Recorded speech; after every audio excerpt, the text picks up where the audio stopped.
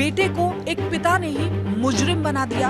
ऐसा मत करो, गलियां तंग है, किसी को भी चोट लग सकती है, किसी को भी गोली लग सकती है। बेटा तू गोली चला, मैं देख लूंगा अगर किसी को गोली लगी, तू चला गोली। हुआ वही जिसका डर था। नमस्कार, आप देख रहे हैं रिपब्लिक भारत का डिजिटल प्लेटफॉर्म। मैं हूं आपके साथ शिखा शर्मा।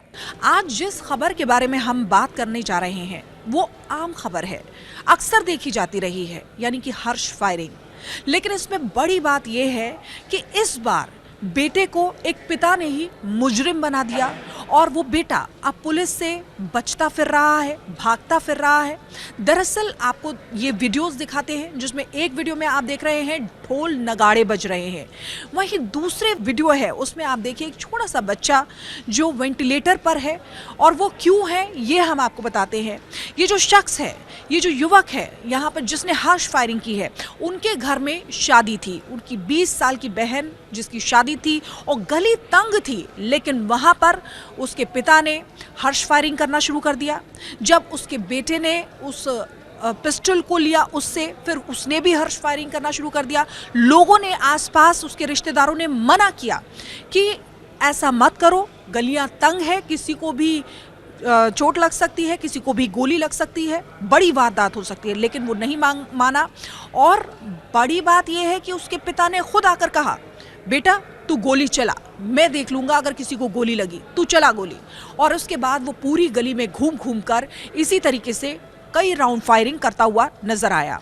लेकिन हुआ वही जिसका डर था, यानी कि एक बच्चा रियांश जो घर की छत पर खेल रहा था, घर के ahते में खेल रहा था, उसको वो गोली चीरती हुई निकल गई। उसकी जबड़े को चीरती हुई, उसकी कनपट्टी को छूकर वो गोली निकल गई, जिसके बाद वो वहाँ पर चीख पुकार मच गई।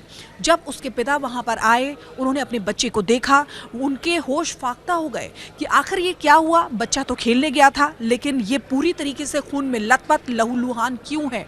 फिर उसके बाद उन्होंने जिस युवक ने हर्ष फायरिंग की थी उसके पिता को डांटना चाहा, लेकिन उस समय जब बच्चे का खून बहुत बह रहा था, वो सीधे उसको अस्पताल लेकर चले गए। और इसी मौके का फ़ायदा उठा के दोनों ही पिता और बेटे वहाँ से फरार हो गए और इस समय भी फरार हैं। सवाल ये उठता है कि हर्ष फायरिंग क्यों की जाती है। हर्ष फायरिंग लोगों की जान के साथ सीधे सीधे खिलवाड़ है, फिर भी इस पर रोक क्यों नहीं लगाई जाती है।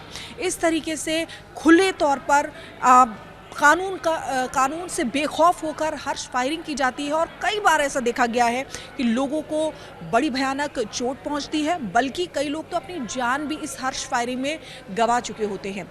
इस समय वो नन्हा सा 8 साल का मासूम जो अपने घर की छत पर खेल रहा था, वो इस समय ज़िंदगी और मौत से लड़ रहा है।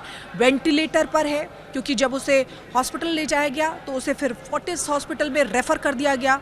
उसके सर की एक हड्डी को भी निकालना पड़ा है, आपको बता दें, क्योंकि गोली जबड़े को चीरती हुई गई है। और इस समय 48 घंटे उस बच्चे के लिए बहुत ही महत्वपूर्ण है।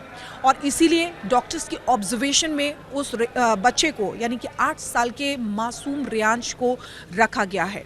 माँ जिनका रो रो के बुरा हाल है, क्योंकि उनका इकलौता बेटा था वो, जिसको बहुत ही लाड़ प्यार से वो पाल रहे थे, और किसी और की गलती की वजह से आज वो ज़िंदगी और मौत से जंग लड़ रहा है, जूझ रहा है, वेंटिलेटर पर है।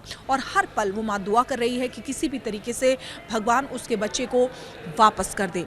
तो सवाल कई खड़े होते हैं कि आखिर इस पर बैन कब लगेगा और ऐसे दोषियों के लिए क्या कानूनी सज़ा होनी चाहिए, क्या प्रावधान होना चाहिए। आप भी हमें कमेंट बॉक्स में लिखकर ज़रूर बताएं। फिलहाल के लिए मुझे दीजिए इजाज़त। नमस्कार।